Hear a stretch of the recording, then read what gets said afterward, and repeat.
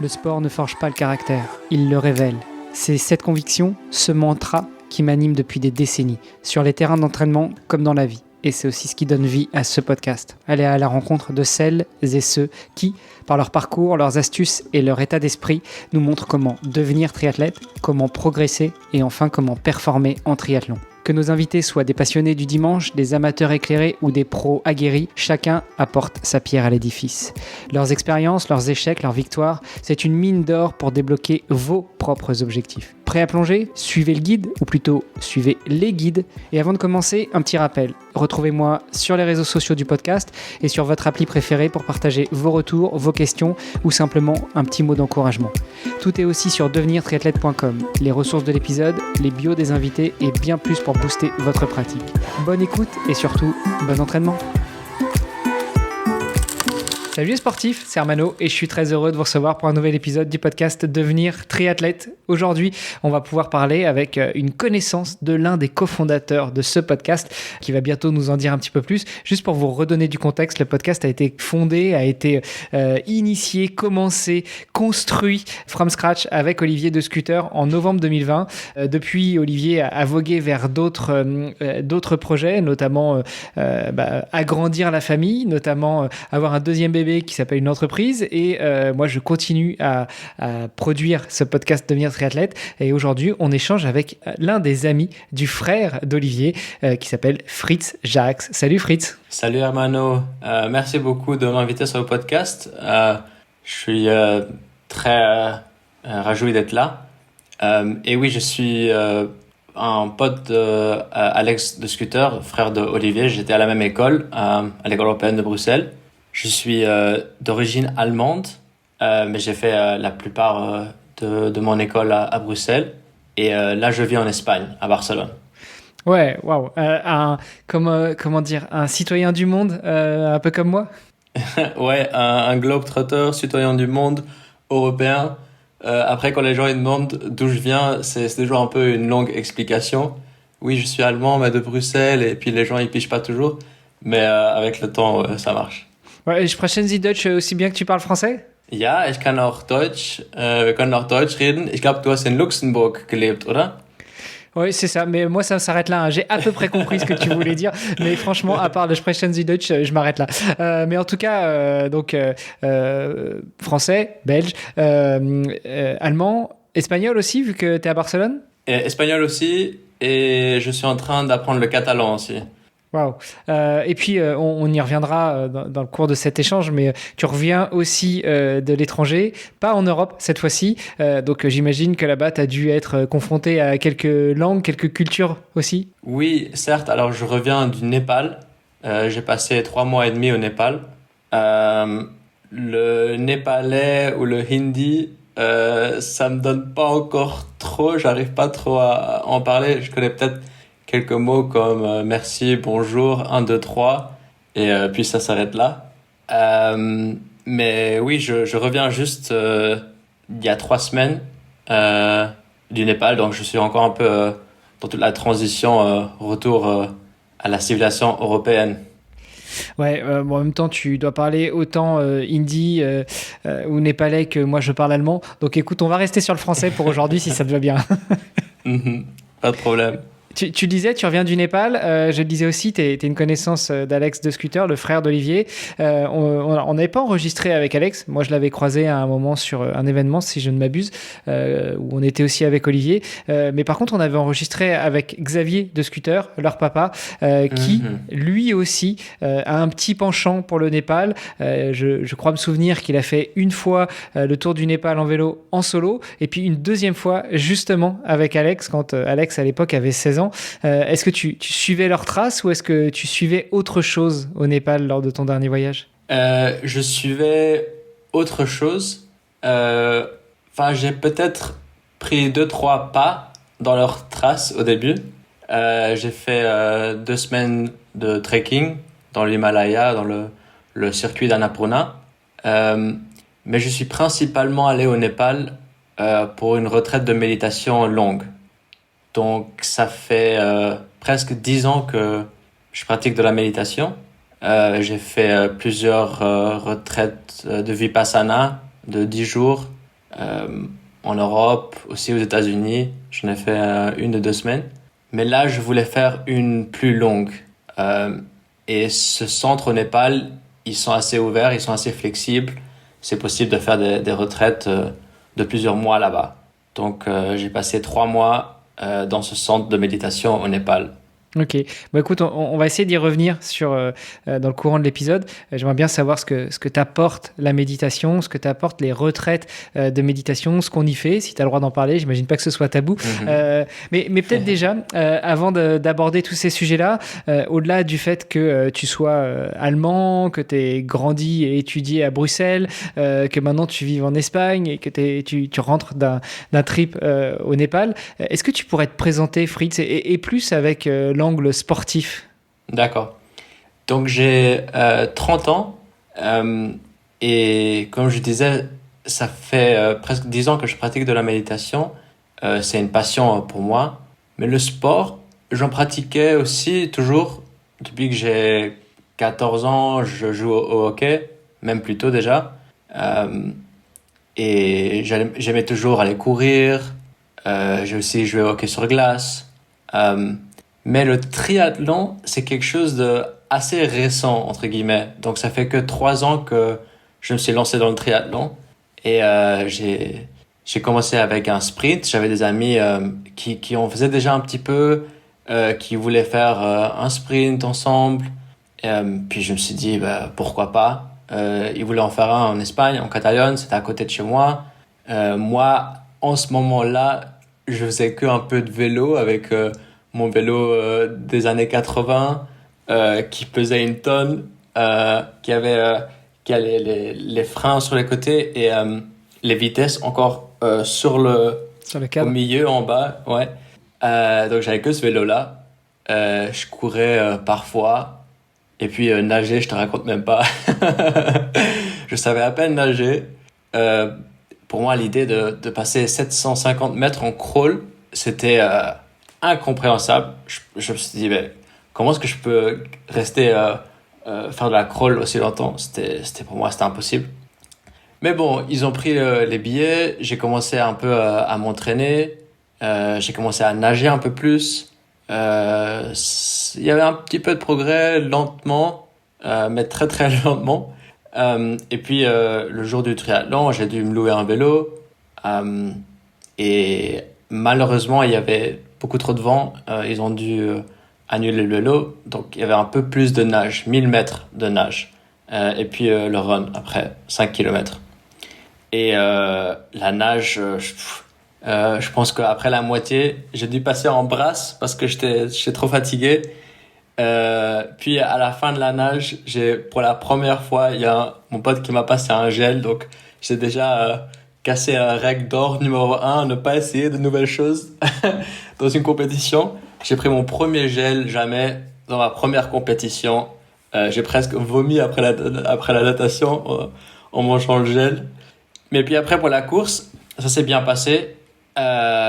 Et je me suis senti super bien après. Quand mes potes m'ont demandé après comment ça s'est passé, j'étais waouh, j'étais en extasie, c'était super, j'ai trop kiffé. Bon, enfin, la natation, pas trop, mais après courir et tout, c'était super bien. Ils ont vu mes résultats aussi. Et ouais, la natation, je veux même pas dire mon allure, mais la course, ça m'a très bien allé. Je pense que j'avais fini 10e sur je ne sais plus combien de participants. Mais c'était même pas ça l'important, c'était que ça a un peu éveillé je ne sais pas, une faim ou une passion pour continuer tout ça. Puis j'ai continué à nager après, j'ai pris des cours de natation. Et une fois que j'ai compris la natation, une fois que je me suis senti plus à l'aise dans l'eau, j'ai aussi beaucoup plus kiffé la natation. Et tous les 3 sports, surtout le cyclisme, se sont devenus des passions très très vite. Jusqu'à ce que quelques mois après, ou moins d'1 an après, j'ai déjà réservé mon billet pour mon premier Ironman. Ah, waouh! Ouais, ça s'est passé très vite. Et pendant cette année-là, du coup, qu'est-ce qui se passe? Comment tu t'entraînes? Comment tu progresses? Est-ce qu'il y a des doutes? Enfin, je t'ai tout balancé d'un coup, mais explique-nous cette année entre ton premier, même pas triathlon, mais plutôt aquathlon, et ton premier Ironman. Alors oui, il y a beaucoup de choses ce qui sont passées. Je pense qu'un facteur décisif pour moi, c'était d'avoir rejoint un club de triathlon. Il y avait un petit club près de chez moi. J'arrêtais pas de courir à côté. Et un jour, je me suis dit, pourquoi pas tenter. Je devrais un peu améliorer ma natation, surtout dans les eaux ouvertes. Donc j'ai toqué à la porte. Ils étaient très chaleureux. Ils m'ont dit, oui, demain on est en entraînement. On fait une petite sortie de 90 km à vélo. Moi, avec mon ancien vélo, toujours 1980, je me suis dit, bon, allez, pourquoi pas. Et on a commencé à faire des sorties. Et je pense que pour moi, le fait de m'entraîner avec des gens dans un club, ça a beaucoup changé. On parlait beaucoup de triathlon, on parlait bien sûr des vélos, des équipements, des courses.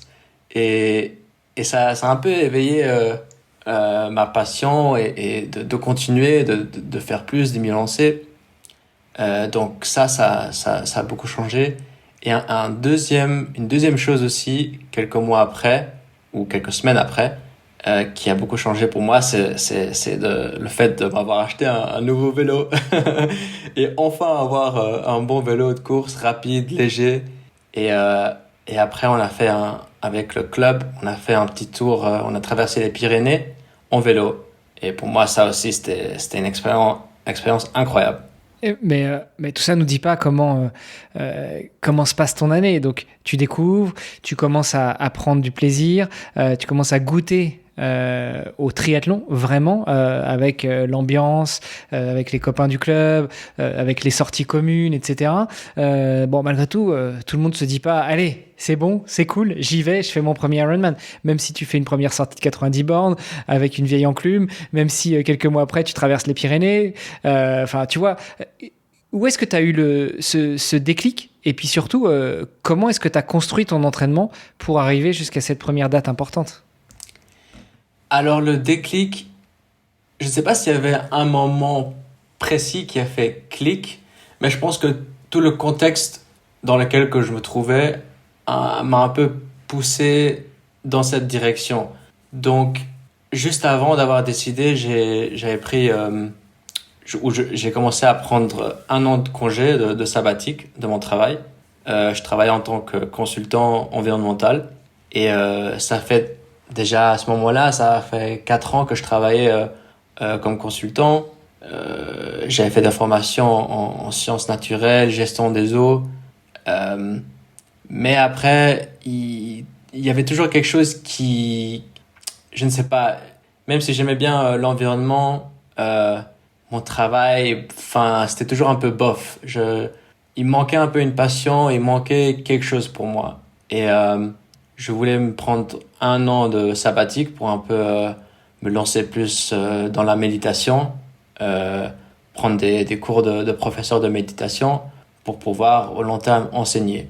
Donc, au début de cette année sabbatique, c'était aussi le moment où j'ai commencé à faire plus de sport, à faire plus de ces sorties avec le club, à m'acheter un nouveau vélo. Et j'ai réalisé que, en fait, le sport, le triathlon, le sport d'endurance, c'est aussi une passion. Et en parlant avec des amis, ils m'ont dit que, ah oui, on va faire le Ironman de Barcelone en octobre. Et je me suis dit, Ironman en octobre, waouh, ça a l'air cool, ça, un Ironman. Et, euh, et je parlais avec eux, mais et je parlais aussi avec mon coach. Coach, mais combien de temps normalement il faut pour se préparer pour un Ironman? Je suis en train de flirter un peu avec l'idée. Je pense que maintenant c'est une bonne période de ma vie. J'ai un an ou j'ai plusieurs mois de libre. Je travaille pas, j'ai plus de temps pour moi. Je pense que c'est maintenant ou jamais. Et il m'a dit, oui, ben, normalement, 6 mois, voire un an. Euh, et je lui ai répondu, mais l'Ironman de Barcelone, c'est déjà dans 3 4 mois. Est-ce que c'est possible de s'entraîner pour un Ironman dans 3-4 mois. Il m'a dit, bon, Fritz, la semaine prochaine, on a une course, une sortie de vélo, pas une course, une sortie en vélo de 100K. Et après la course, après la sortie de vélo, essaye de faire une petite course à pied.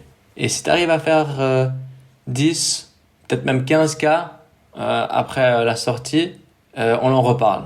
Et je me suis dit, bon, ok. J'avais tout juste mon nouvel vélo. On a fait la sortie, tout s'est bien passé. Je suis revenu au club et j'ai commencé à courir tout seul. Et je courais. Tout d'un coup, je regarde ma montre. 10K, 12K, 14K. Et je suis là, bon, je dois revenir là. Je commençais à revenir. et j'ai fait presque 20K. J'ai fait 19K, je pense, en retournant. Et à la fin, j'étais KO. Mais je pense que c'était jusqu'au 15K où je me disais je devrais retourner là, que j'étais assez bien. Et je me suis dit, waouh, ok, si je peux faire ça maintenant, dans 3 mois, je pourrais facilement faire un half, un moitié Ironman. Mais bon, à quoi ça sert de faire quelque chose que tu pourrais faire? Pourquoi pas viser à quelque chose qui semble impossible ou très difficile? Je pense que le challenge, c'était toujours quelque chose que je voulais. Donc je me suis dit, bon, allez, j'y vais pour l'Ironman. Ironman de Barcelone, à ce moment-là, était déjà sold out. Donc j'ai pris Ironman de Cascais au Portugal quelques semaines après. Et c'est là où on commençait mes 3 mois et demi, presque 4 mois d'entraînement pour le Ironman. Pendant ce début d'année sabbatique, à ce moment-là, tu t'entraînes combien de fois, combien de temps par semaine avant d'avoir, si ce n'est ce déclic, au moins ce test où tu vas rouler sans borne et puis après tu vas courir 10, 15, 17, 18, 19 kilomètres. Avant ça, tu t'entraînais comment, combien de fois? Alors, je m'entraînais pas très très souvent avant d'avoir commencé même de m'entraîner pour le sprint. Je courais un petit peu. Je faisais beaucoup de vélo, mais juste en ville pour aller au travail ou pour aller de A à B. Mais je faisais pas trop des sorties en vélo. J'allais un peu à la gym parfois. Et quand j'ai décidé de faire le sprint, avant tout ça, enfin, je pense que je m'entraînais. J'allais courir peut-être 3-4 fois par semaine. Pas des très très longues sorties. Peut-être une demi-heure, 45 minutes. Puis aussi, quand j'ai commencé à nager, là aussi, j'ai pas fait grand-chose. En y pensant maintenant, vraiment, j'ai pas... Surtout vélo et natation, j'ai pas fait grand-chose. J'ai fait des petites sorties tout seul. Je pensais que 10 km, c'était beaucoup en vélo. Mais courir, je courais pas mal. Je pense que courir, je sais pas mal, mais après vélo et natation, vraiment pas beaucoup, 2 fois par semaine peut-être, des petits trucs. Du coup, après de m'avoir décidé à faire l'Ironman, bien sûr, j'ai un peu augmenté le volume total. Et à ce moment-là, tu es retourné voir le coach et tu lui as dit bon, écoute, maintenant, ça va être sérieux, tu vas m'entraîner et puis on va suivre un programme structuré. Je lui ai dit maintenant c'est sérieux, j'ai pris mon billet. Je sais pas si c'est une folie ou si c'est la chose la plus intelligente ou la plus conne que j'ai fait dans ma vie. Mais on n'avait pas trop un entraînement structuré. Dans le club, c'était plus, on faisait des sorties ensemble, on les nageait ensemble, mais ils nous donnaient pas trop des programmes structurés. Pour moi, mon programme, c'était ChatGPT, des vidéos sur YouTube, des blogs, des podcasts. Je me suis un peu entraîné à l'arrache tout seul. Maintenant, en y pensant, j'ai fait quand même pas mal de rookie mistakes que je ferai plus. Les erreurs de débutants, comme on dit en français. Exactement. Pas mal d'erreurs de débutants. Mais je me suis entraîné beaucoup feeling aussi. Et en y pensant, je pense que c'est un peu un couteau à double tranchant. entraîner au feeling, ça a des bonnes choses, mais parfois aussi, tu peux un peu te tromper. Mais je pense que pour moi, à ce moment-là, parce que je travaillais pas beaucoup, j'avais plus de temps libre, que je pouvais un peu décider mon horaire moi-même. Je pense que là, m'entraîner un peu au feeling, ça m'a aidé un petit peu, surtout au début. Là, bien sûr, je ne le ferai plus comme ça, mais je pense que en tant que débutant comme ça, surtout au début, euh, ça m'a un peu aidé. Ça m'a un peu aidé, oui. Et du coup, tu arrives sur cet Ironman. Est-ce que tu as les 3 derniers mois de prépa qui sont vraiment structurés avec ton coach ou tu t'es entraîné au feeling jusqu'à l'Ironman et peut-être même encore après? Je me suis plus ou moins entraîné au feeling. Mon feeling était surtout à la fin, d'augmenter un peu le volume. Et c'était pour moi, c'est un peu, j'essaie d'augmenter les longues sorties. La vitesse, je travaillais même pas tellement la vitesse en y pensant. Mais bon, après, moi, pour l'Ironman, le volume, c'est assez important, donc ça va. J'augmentais le volume, je faisais beaucoup de sorties plus longues, tout seul aussi. Euh, et je réalise maintenant, en faisant un peu, en regardant en arrière, je réalise qu'en fait, j'étais quelqu'un qui arrivait très bien à s'autoréguler et à s'automotiver, et à sortir tout seul, à faire des sorties indépendantes, et passer beaucoup d'heures sur le vélo, dans la piscine, ou faire des sessions back-to-back. C'était quelque chose que ça me venait assez, je sais pas si naturellement, mais j'y arrivais. Je sais pas comment ou pourquoi, mais passer des longues heures, juste en faisant des trucs très monotones, comme sur le vélo ou en train de courir, j'y arrivais. Je sais pas pourquoi. Enfin, maintenant, j'ai des petits doutes. Je pense savoir pourquoi, mais à ce moment-là, je savais pas trop. Ok, garde-le dans un coin. Maintenant, tu commences à savoir pourquoi ou tu as des idées. Mhm. Je remarque que tu parles beaucoup justement au passé, c'est-à-dire à l'époque, j'ai fait des erreurs de débutant, à l'époque, j'ai fait des conneries, à l'époque, j'ai fait ci, j'ai fait ça. Donc, on reviendra aussi là-dessus. Juste avant, le tipping point, ça a été un petit peu ton Ironman, j'imagine. Comment se passe cet Ironman de Cascais? Euh, Super bien. Enfin, je pense que je me suis bien préparé. Euh, je savais bien, j'avais une stratégie assez bonne de nourriture, de manger. Je savais aussi que le temps, c'est pas trop grave, que je suis là pour m'amuser. Je pense que pour moi, ça c'était important. C'était mon premier Ironman. Je m'en foutais un peu de faire un sub 10 ou sub 12 ou je sais pas quoi. Je voulais juste faire une bonne nage et m'amuser, euh, me donner sur le vélo, mais pas me tuer non plus, pour avoir encore assez d'énergie pour la course, bien manger, bien s'hydrater sur le vélo, euh, et en tirer du plaisir et des leçons pour le futur. Et ouais. Et ça s'est bien passé. Enfin, la natation, c'était un peu, c'était au début. Il y a bien sûr, tout le monde se donne des coups de poing. J'ai perdu. Enfin, mes lunettes se sont enlevées quand quelqu'un m'a donné un coup de pied dans la gueule. J'ai dû remettre mes lunettes. C'était le début. J'ai jamais oublié ça. Mais c'était une charcuterie. Après, jusqu'à la moitié de la natation, ça s'est très très bien passé. J'étais là, mais oh oui, je pourrais continuer ça jusqu'à l'infini. Qu'est-ce que c'est bon d'être ici, oh, j'adore.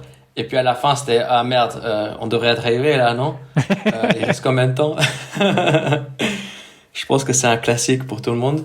Mais bon, j'ai bien tenu, je me suis pas arrêté, sauf à ce moment-là où j'ai perdu mes lunettes, mais sinon je me suis pas arrêté. J'ai tenu jusqu'à la fin.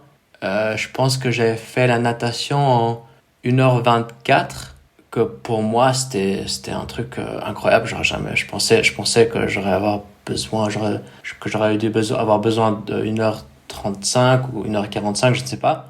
Euh, Après, sur le vélo, le premier tour, il y avait deux tours, deux laps. Le premier tour s'est très très bien passé, je suis allé très très vite. Sur le deuxième tour, je me suis dit, bon, calme-toi un peu, parce que tu as encore la course après. Euh, Mange bien, bois bien, et c'est ce que j'avais fait. Euh, j'ai toujours bu des trucs, j'ai bien mangé. Puis après, à la fin, pour la course, j'avais encore une bonne énergie. Je pense que le vélo, j'avais fini en 5h44 avec 1500 de dénivelé plus. Ça fait déjà plus de 30 km/h, ce qui est pas mal, hein. Mhm. Une bonne moyenne. Ouais, et j'ai bien kiffé le vélo aussi, tout le parcours de Cascais. Si quelqu'un a des doutes de faire un Ironman, je peux vraiment recommander Cascais parce que il y a aussi une petite partie où tu passes par le circuit de Formule 1 de Estoril, tu longes la côte, puis après dans le parc naturel de Estoril ou de Cascais, c'est vraiment un très joli parcours. Donc j'ai bien kiffé. Puis pour la course, ça s'est bien passé aussi. J'étais assez étonné. Au début, je pense que ça, c'est aussi très typique. Les 5 premiers kilomètres, les jambes me faisaient mal. J'étais là, mais oh merde, il fait chaud. J'ai mis trop de crème solaire. Ça coule. Aïe, aïe, aïe, comment est-ce que je vais tenir 40 kilomètres? Il y avait ces pensées. J'ai vu ces pensées venir dans ma tête. Et je me suis dit, bon, lâche, c'est pas grave. Continue.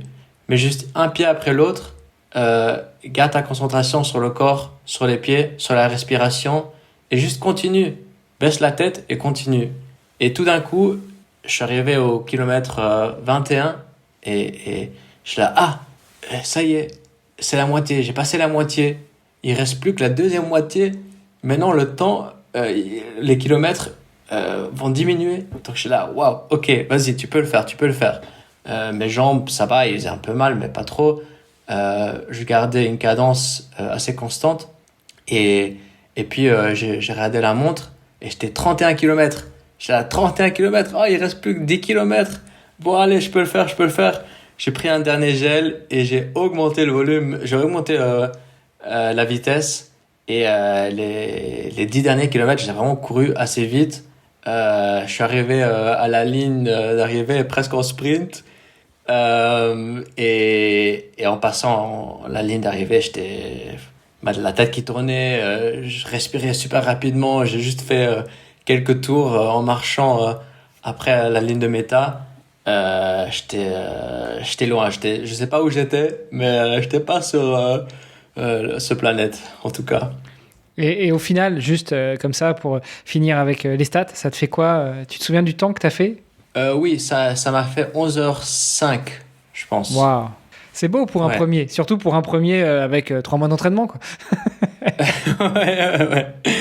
Ouais, j'étais assez content, ouais. J'étais assez content. Et après ça, après ce premier Ironman, qu'est-ce que ça déclenche chez toi? Encore plus l'envie d'y aller? Encore plus l'envie d'aller chercher autre chose? L'Ironman, ça reste quand même le Graal pour tout triathlète qui se respecte. Une fois que tu as fait un Ironman, qu'est-ce que tu fais? T'en fais un deuxième, un troisième, un dixième? Tu fais des multiples d'Ironman? Vers quoi tu t'es orienté à ce moment-là? Alors, je pense que beaucoup de gens, après leur premier Ironman, c'est soit plus jamais, ou soit oh, j'ai trop envie de refaire ça. Ou peut-être ça prend quelques semaines de savoir ça, mais pour moi, c'était assez instant. J'étais, ça, un Ironman, je vais faire ça au moins une fois par an. Et puis, je parlais avec des gens après, ils me disent, oh, plus jamais je vais faire ça. Non, mais pour moi, ça a déclenché l'envie waouh, ok, j'ai kiffé. J'ai envie de refaire ça, au moins une fois par an, et peut-être même faire d'autres challenges après.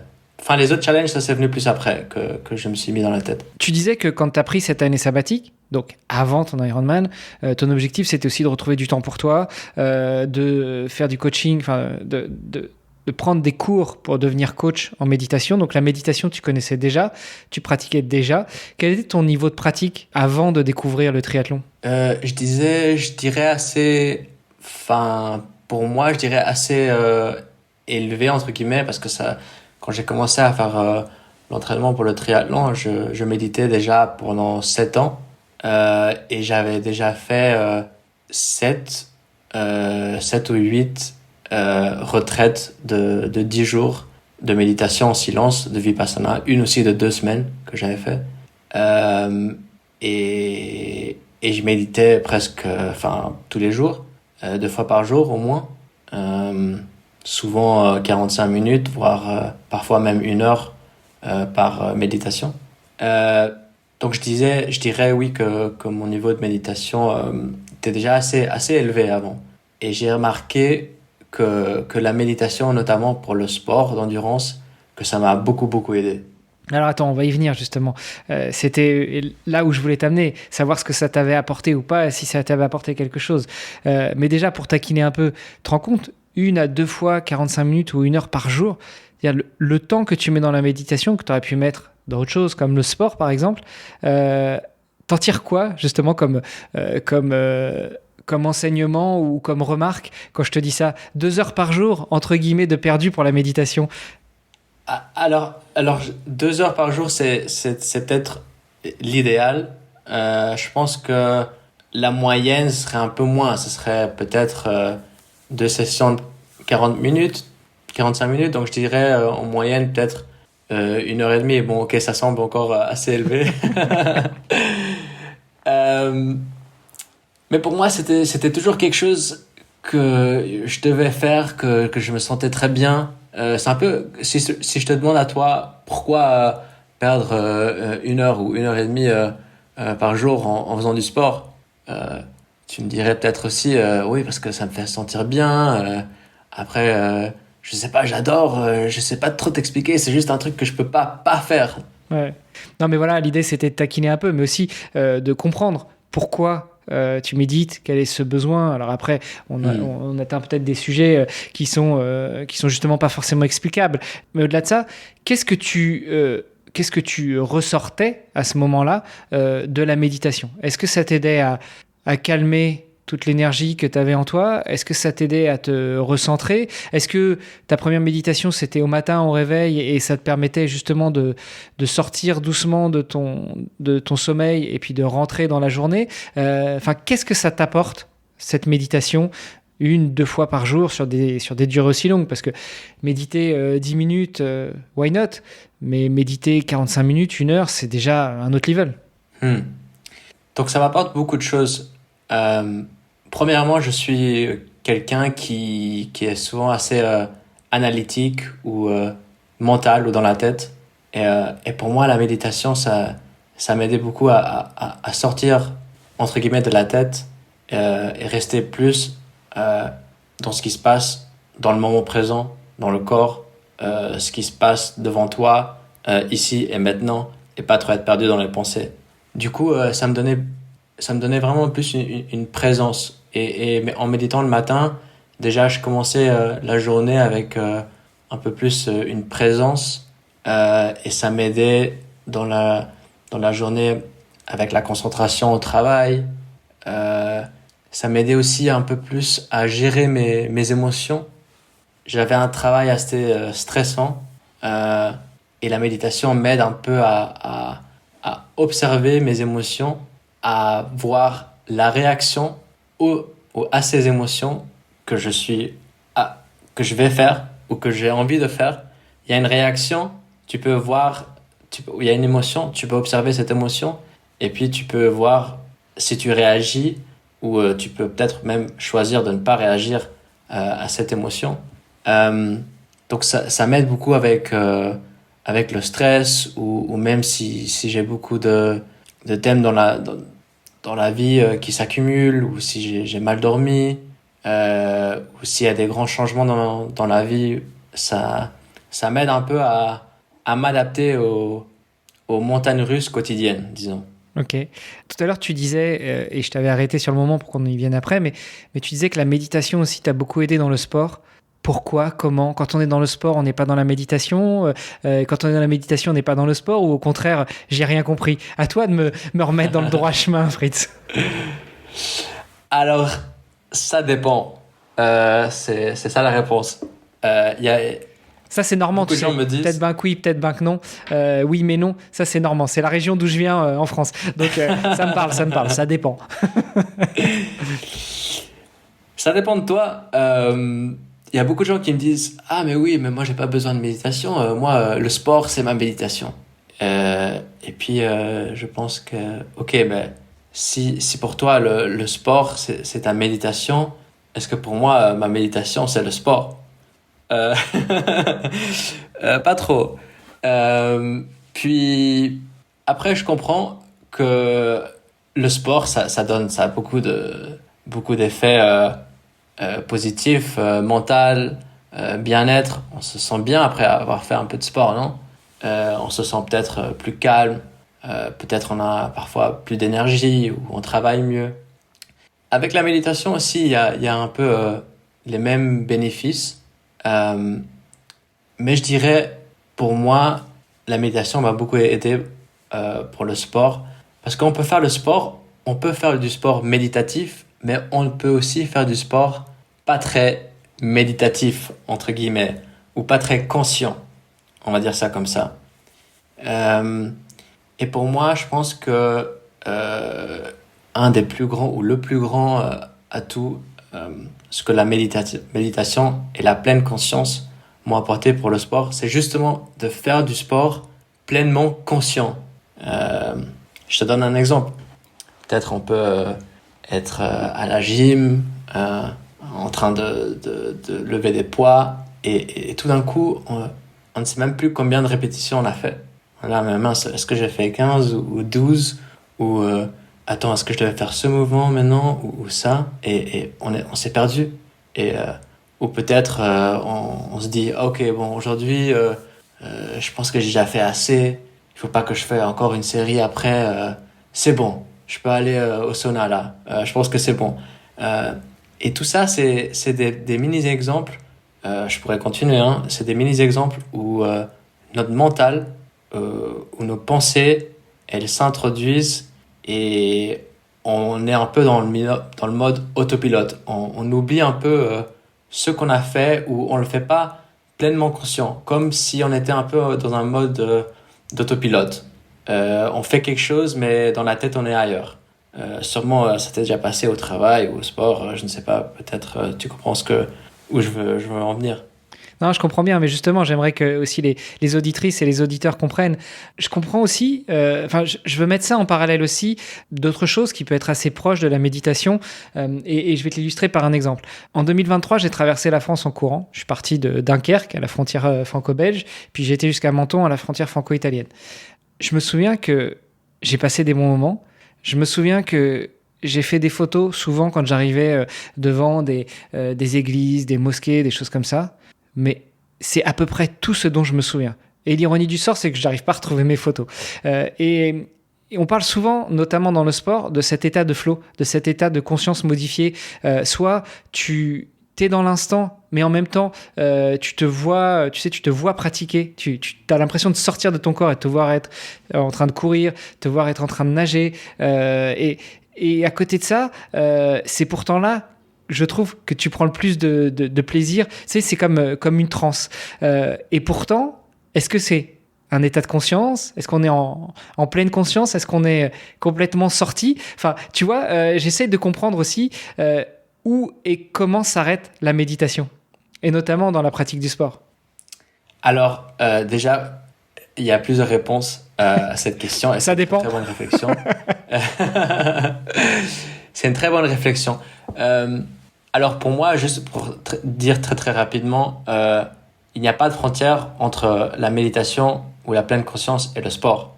Pour moi, tout est une pratique où toute la vie, on peut la pratiquer en pleine conscience, où on peut être pleinement conscient dans chaque activité, chaque moment de la vie quotidienne. Donc pour moi, le sport, c'est une pratique de méditation aussi. C'est pas que le sport pour le corps, c'est aussi une pratique pour le mental, pour la tête, pour l'esprit.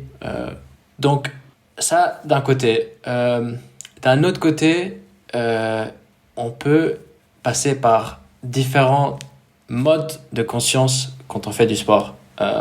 Et aussi dans la journée quotidienne. Mais notamment dans le sport, on peut passer par plusieurs modes de conscience. Être pleinement conscient, c'est une chose. Être en autopilote, c'est une autre chose. C'est ce qu'on vient de voir. C'est quand peut-être on est en train de courir et on est en train de penser quand est-ce qu'on va manger notre premier gel, ou quand est-ce qu'on peut s'arrêter, ou on est en train de penser des emails, ou je ne sais pas quoi, on est ailleurs. Ça, c'est être ailleurs ou être dans la tête.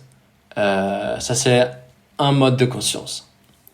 Après, on peut aussi être conscient du corps quand on court. On peut être conscient des mouvements des pieds, des jambes, comment les pieds ils touchent le sol, si c'est la jambe droite ou la jambe gauche. On peut aussi être avec la respiration, donc attentif à la respiration, à chaque inhalation, chaque exhalation. On peut observer si la respiration est lente, si elle est rapide, si elle est diaphragmique ou si elle vient plus du thorax. On peut observer comment on se sent, s'il y a des douleurs, si on se sent bien, on se sent en forme. Et puis, il y a encore plein d'autres modes de conscience. Et puis après, il y a le flow. Et avant d'aller au flow, il y a encore un mode de conscience que j'aimerais bien aborder. C'est ce mode de métaconscience. Donc, je dirais, il y a peut-être quatre grandes catégories. Bien sûr, il y a plusieurs subcatégories et il y a des milliers ou des centaines de stades de conscience. Je pense qu'on devrait faire tout un épisode pour en parler. Ouais, toute une année d'épisodes peut-être. Ouais, exactement, ouais. Mais pour l'instant, j'aimerais bien le regrouper en quatre catégories. Donc, premièrement, on a le mode d'autopilote. Puis après, je dirais, on a le mode de pleine conscience, où on est pleinement conscient de ce qui se passe dans le corps ou à l'extérieur du corps.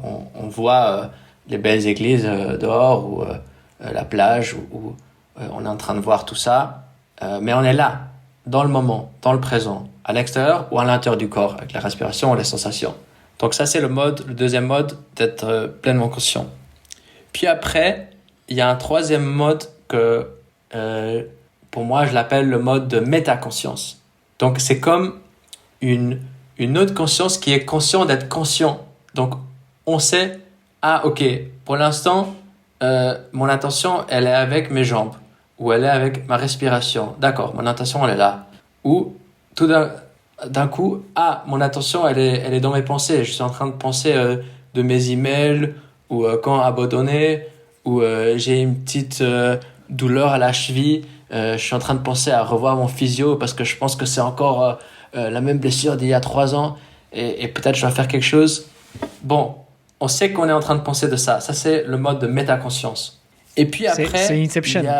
Pardon ? C'est Inception, c'est être conscient qu'on est conscient. Exactement. The Inception ou The Matrix. Et puis, il y a le flow.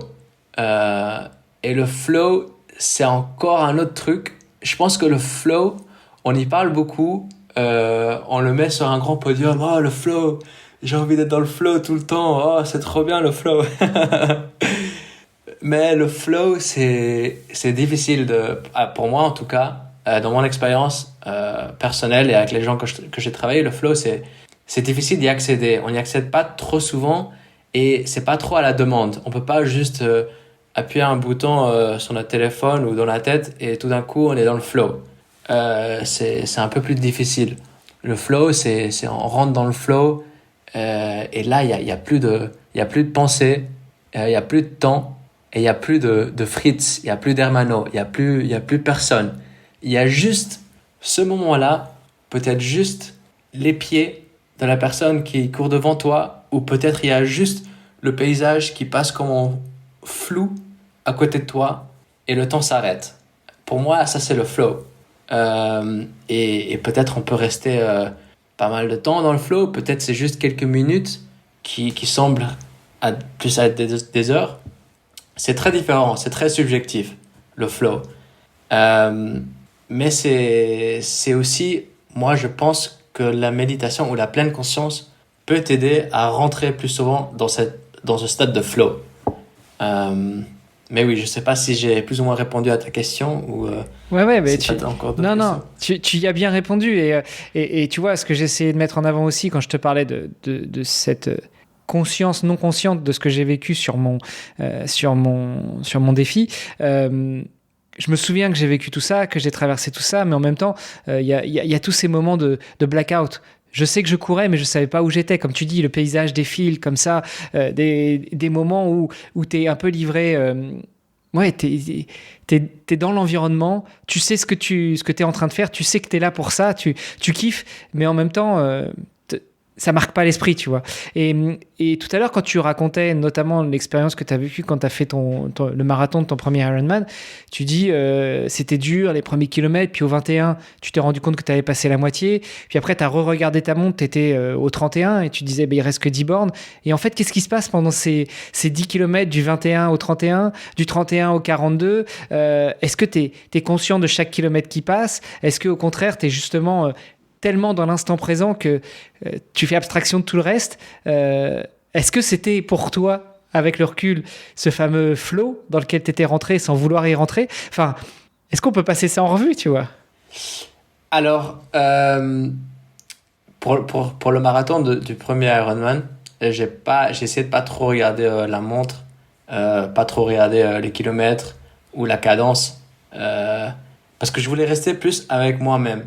Alors, je voulais plus rester dans cet état de pleine conscience, notamment plus rester dans le corps. Donc, pour moi, c'était quelque chose que je voulais faire, ou même pas que je voulais faire, que je faisais assez naturellement. Et ça, c'est parce que, pour rebobiner un petit peu, pour aller en arrière, il faut savoir que la méditation Vipassana, qu'est-ce que c'est? On n'en a même pas parlé. Mais il y a plusieurs types de méditation Vipassana. La méditation Vipassana que j'ai pratiquée pendant 7 ans de Goenka, où j'ai fait plusieurs retraites de 10 jours, là, tu passes 7 jours des 10 jours juste à scanner le corps. Et les premiers 3 jours, tu passes 10 heures par jour à juste être conscient de la respiration au nez. Et juste, pendant 1 heure, tu es assis et tu es juste toute ton attention est sur le nez, et tu essayes d'être conscient de chaque respiration qui rentre et qui sort de ton nez. Et puis après, les 7 jours après, tu fais que du scan corporel. Et parfois, il faut être assis pendant 1 heure sans bouger. Tu peux pas normalement, tu devrais pas bouger, et juste tu fais des scans corporels. Donc je pense que grâce à toute cette pratique de méditation, et d'ailleurs, j'ai pas envie de faire peur aux gens, il faut pas faire des retraites de 10 jours ou méditer 10 heures par semaine, par jour, pour acquérir à ces stades ou ces niveaux. Mais j'avais déjà acquis une certaine conscience du corps assez instinctif. Donc, pour ce premier Ironman, pour ce premier marathon d'Ironman, j'y pensais même pas, j'essayais même pas d'être dans le corps, c'est venu assez naturellement. Donc, naturellement, j'étais dans chaque foulée où j'étais avec la respiration, et j'étais conscient quand mes pensées allaient autre part, et j'arrivais un peu à revenir un peu dans le corps, et je pense que ça m'a beaucoup aidé à juste être dans un stade plus fluide. Je veux pas dire flow, parce que pour moi, j'étais pas dans un flow, j'étais dans un stade fluide, mais pas le flow exactement. Mais dans ce stade fluide, le temps passe plus vite, tu kiffes plus, parce que t'es là, t'es pas en train de avoir des drames dans ta tête. Donc je pense que ça facilite un peu les choses, si tu peux être plus dans le présent, plus avec toi-même et dans le corps. Donc ça, c'est une chose pour mon premier marathon d'Ironman. Pour mon premier marathon, mon premier vrai marathon, là, je suis rentré dans les stades de flow, où vraiment le temps s'arrêtait, où je voyais juste les pieds du mec devant moi, et tout ce qui était à côté de moi devenait genre flou. C'était comme, je sais pas, si j'étais dans une dimension. C'était assez bizarre, et ça durait juste quelques minutes, mais oui, c'était bizarre. Mais après, j'ai pas envie de romantiser les stades de flow, parce que pour moi, c'est pas le but. C'est pas le but. Non, mais effectivement, enfin, c'est comme justement dans la méditation, il y a l'étape ultime qui va être, alors pour certaines méditations, qui va être la transe, mais c'est pas, t'appuies pas sur un bouton pour passer dans cet état de transe. Il y a peut-être des choses qui peuvent t'y aider, des substances notamment, mais on a peut-être du mal à y arriver seul, entre guillemets. Alors, pour moi, l'objectif de la méditation, c'est d'apprendre à connaître mieux et de mieux vivre avec soi-même, euh, de juste devenir une meilleure personne, d'agir mieux avec les autres personnes, avec soi-même, d'être moins dur sur soi-même, de plus kiffer, de plus sourire, d'être plus présent et concentré dans ce qu'on fait. Euh, pour moi, ça c'est la méditation. C'est pas d'arriver dans des transes ou de flotter jusqu'à la lune ou d'arriver au enlightenment ou de devenir un Bouddha. Pour moi, c'est juste d'être plus conscient dans chaque moment du quotidien. Euh, et, et oui, et beaucoup de gens ils me disent ah non mais la méditation oui j'ai essayé mais j'arrive pas à ne pas penser ou j'arrive pas à me relaxer. Et je suis là mais hé les gars la méditation c'est pas le but c'est pas de ne pas penser ou de se relaxer. Peut-être ça arrive mais c'est pas le but. C'est comme avec le sport non. Euh, Bien sûr on veut devenir un peu plus fit entre guillemets mais c'est pas grave s'il y a des sessions où on n'arrive pas trop ou peut-être il y a des moments des périodes où on stagne ou peut-être on n'a pas de motivation ou les choses ne marchent pas trop. Du coup c'est vraiment pour moi c'est je prends le kiff du procès avec la méditation comme avec le sport non pas du but. Ok, du process, tu voulais dire. Exactement. Ok. Tu disais que tu as ressenti cet état de flow, peut-être parce que tu ne voyais que les pieds de la personne ou des personnes qui étaient devant toi quand tu courais ton marathon, que le reste, c'était plutôt flou. Ça me fait penser un petit peu aussi à l'hypnose. Est-ce que, quel lien tu fais avec l'hypnose? Quel regard tu as sur l'hypnose? Et est-ce que tu l'utilises toi aussi? Non, alors je ne vois. Moi, l'hypnose, c'est pas quelque chose que j'ai essayé. Je m'y connais pas trop. Euh, donc, je peux pas te donner une réponse exacte avec le lien de la méditation et de l'hypnose. Peut-être tu penses parce que parfois, avec l'hypnose, on peut rentrer dans des stades un peu hors du commun. Je ne sais pas si c'est ça ton idée. Mais moi, l'hypnose, non. Je n'utilise pas trop. Je pense que pour moi, quelque chose d'important, c'est de ne pas essayer de forcer ces stades ou de ne pas essayer de faire quelque chose. Par exemple, quand je cours, de ne pas trop essayer de méditer en courant ou pas essayer d'arriver à un stade de flow. C'est plus de laisser les choses se passer un peu naturellement. Et peut-être on y arrive, peut-être pas. C'est pas grave. Euh, donc oui, ça c'est d'un côté. Après un autre côté, mais là aussi j'ai pas beaucoup d'expérience. Je travaille un petit peu dans ça, c'est la visualisation. Mhm. Mais je pense que ça aussi c'est autre chose que le flow et les stades de conscience. Ok. Ton Ironman dont on a beaucoup parlé à Cascais, c'était en octobre 2023, 24, pardon, 2024. 24, oui. Donc ça fait 1 an et demi. Depuis, qu'est-ce qui s'est passé sportivement parlant? Pas mal de choses, pas mal de choses. Donc j'avais mentionné la traversée des Pyrénées en vélo avec mon club de triathlon.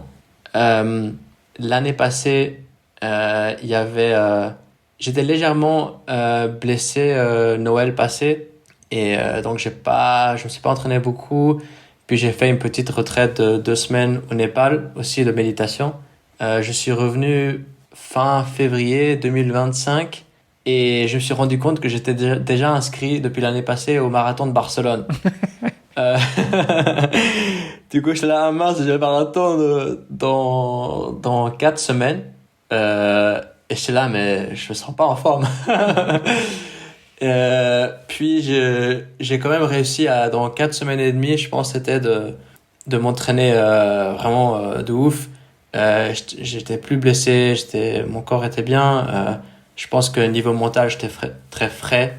Je pense que le jour J, toutes les étoiles ou l'univers, tout s'est aligné et j'ai fait un sub 3. Wow. Et ah oui, là j'étais à la lune. Bon, après mon corps, il était dans l'enfer.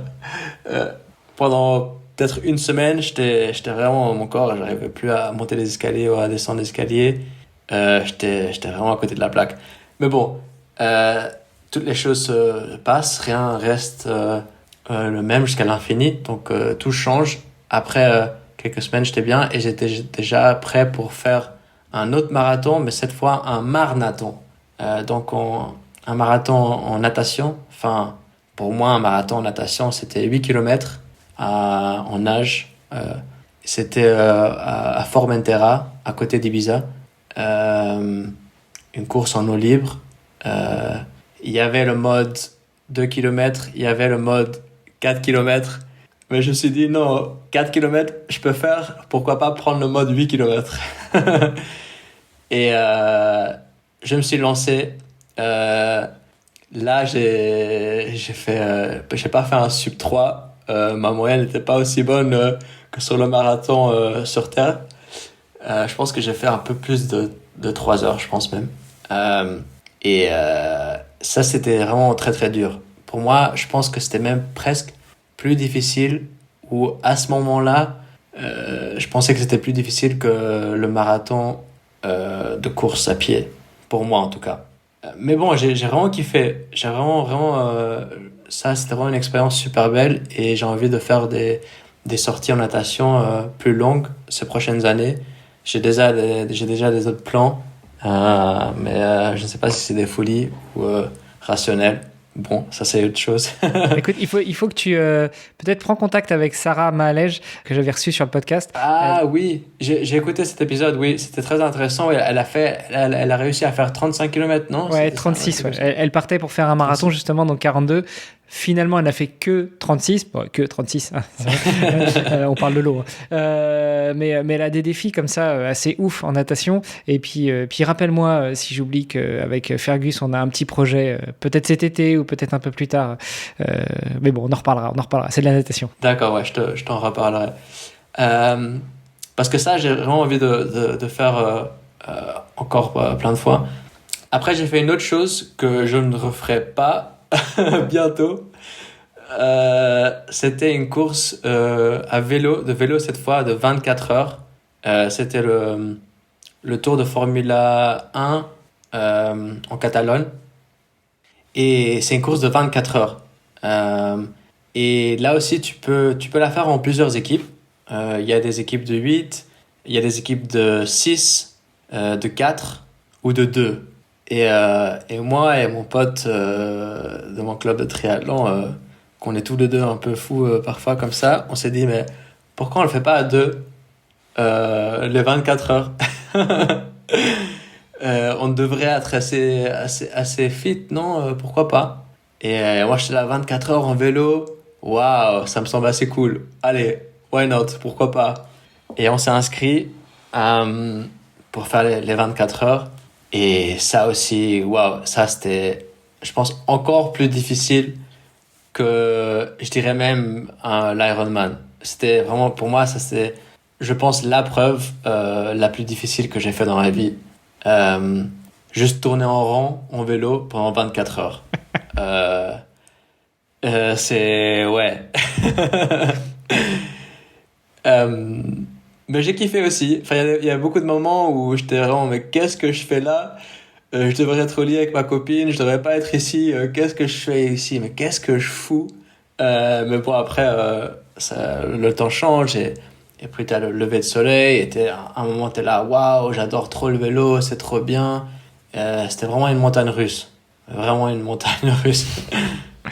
Et niveau triathlon, tu t'es réaligné sur d'autres courses depuis l'Ironman de Cascais? Oui, alors j'ai fait un half Et j'ai aussi fait un autre, pas un Ironman, mais un triathlon XXL, fin d'année passée, en fin octobre, en Catalogne. Ça s'appelle le Iron 4. Et c'est un petit triathlon, mais très sympa. Enfin, je dis petit, petit en taille. Je pense qu'on était 200 à faire le full. Euh, et il y avait six tours en vélo de 30 km. Et puis aussi, tu longeais le port pour la course à pied après. Euh, Là aussi, les conditions étaient pour moi, un peu plus difficiles qu'à Cascais. La météo était pas bonne, il y avait beaucoup de vent. C'était plat, mais il y avait beaucoup de vent. Il y avait des grandes vagues. Sur la natation, j'ai bien commencé, mais puis, et puis je suivais juste une personne. Ça, c'est un défaut. Si vous faites un full avec 200 personnes, c'est un défaut que après les gens sur la natation, ils séparent un peu. Donc peut-être, moi je suivais un type et tout d'un coup il y a une femme qui est venue sur le kayak qui nous tapait presque sur la tête, qui nous disait hey, les gars, la bouée elle est là-bas, elle est là-bas. Et moi je montais la tête et je regardais, oh non mince, la bouée, je fais partie dans l'autre sens. Et je suis là, non, non, non, non. Et puis je me suis dit, bon, arrête, c'est pas grave, t'as encore le temps, tu peux récupérer. Et je me suis juste concentré sur mon corps, sur ma brasse. Et j'ai pu finir en 1h30, 1h28, je pense, la natation.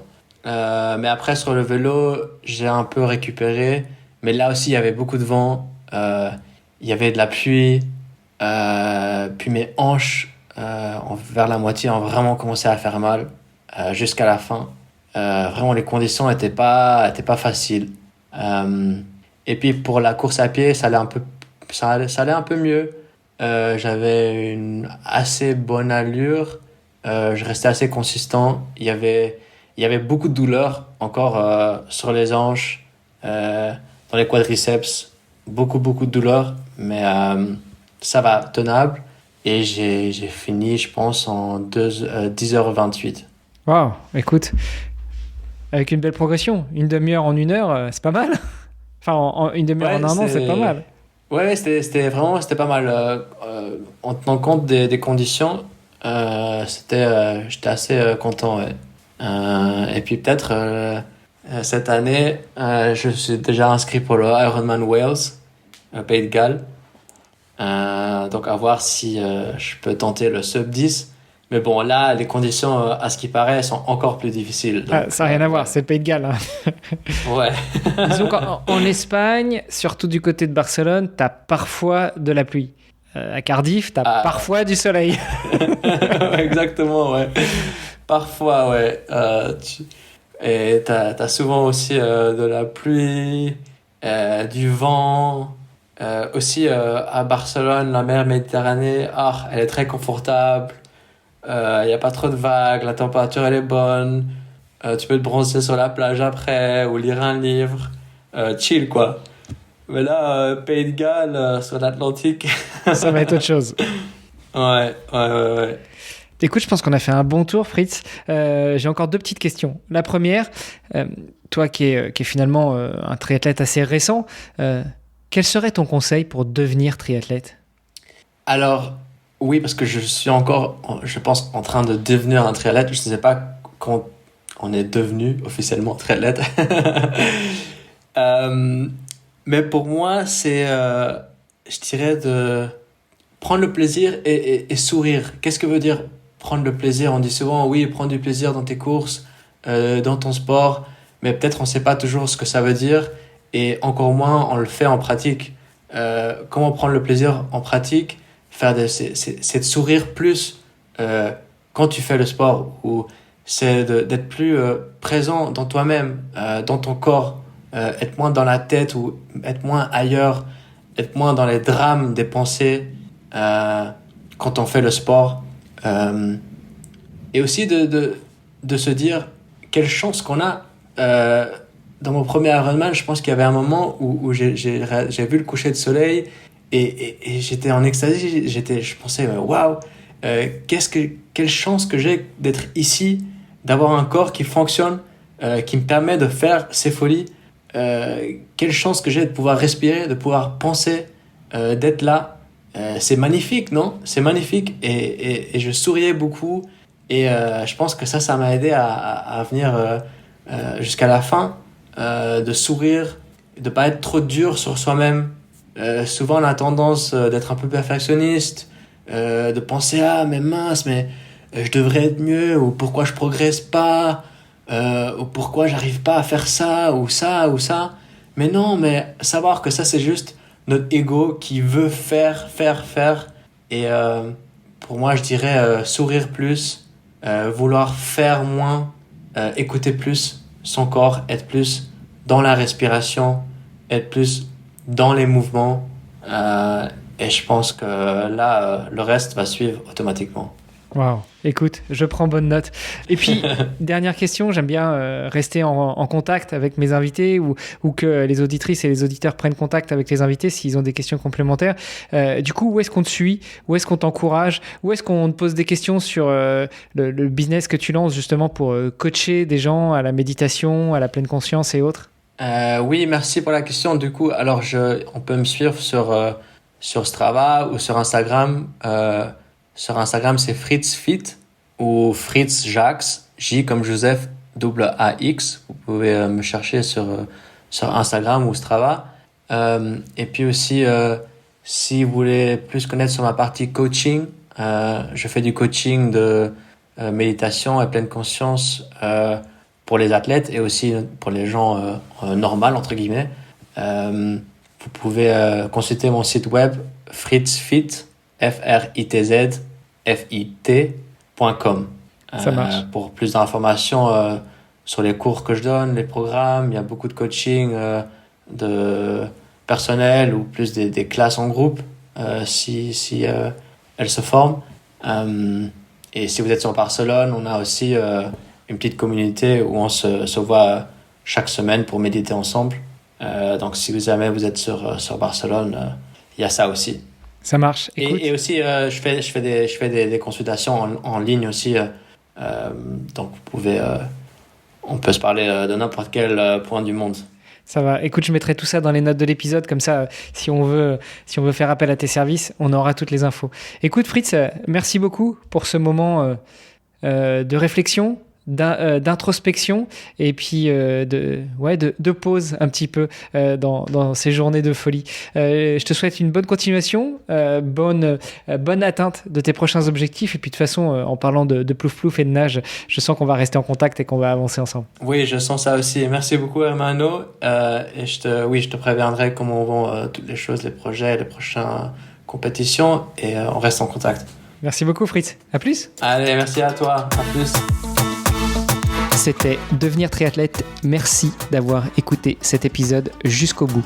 Alors si ça vous a plu, vous pouvez nous suivre sur nos réseaux sociaux, Instagram, LinkedIn et Facebook. On se rejoint maintenant sur devenirtriathlète.com. Vous allez retrouver l'ensemble des épisodes, mais aussi des outils, des ressources et des conseils gratuits pour débuter, progresser ou performer en triathlon. Si vous avez une idée d'invité, n'hésitez pas à nous envoyer un petit message. Alors, n'hésitez pas, on se retrouve tout de suite sur devenirtriathlète.com. Salut les sportifs!